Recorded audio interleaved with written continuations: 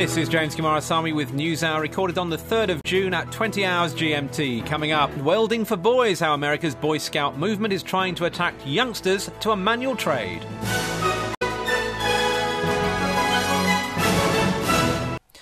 You're listening to NewsHour with James Kumarasamy.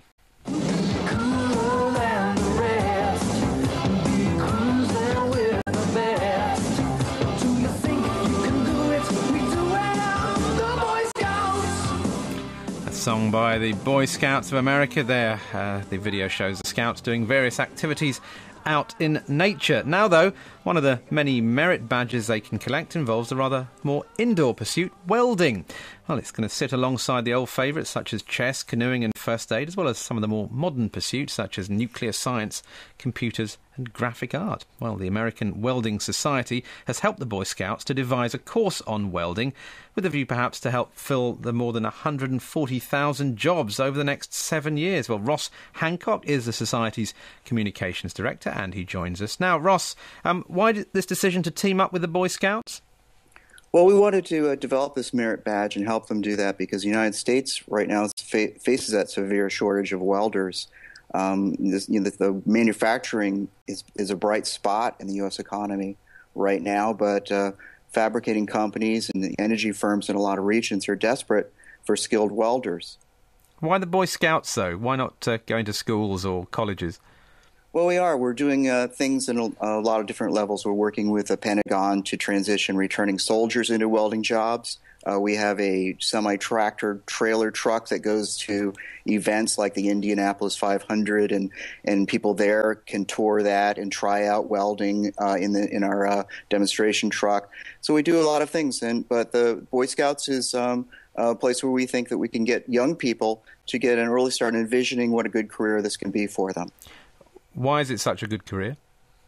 Well, right now, even though there's high unemployment rates in the country, welders are in high demand.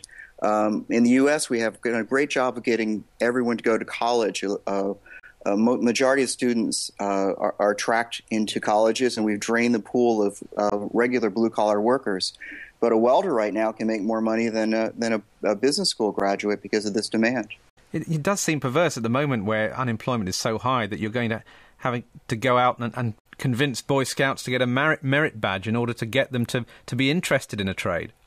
Well, they don't take much convincing. The Boy Scouts have really, lobbed onto this thing really fast. Our first printing of 11,000 manuals for this merit badge just sold out in just a month or so.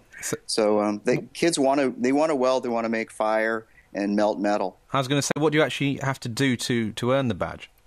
Well, there's a safety portion of it and some study, but they actually have to construct a project which has to be inspected, and the whole program is very similar to what a professional welder would do in order to become certified and qualified to work on a pipeline or in a factory. Now, what about Girl Scouts? I certainly remember one Hollywood film starring a female welder. Are you trying to get the girls involved? Yeah, we're working right now to initiate a merit badge for Girl Scouts.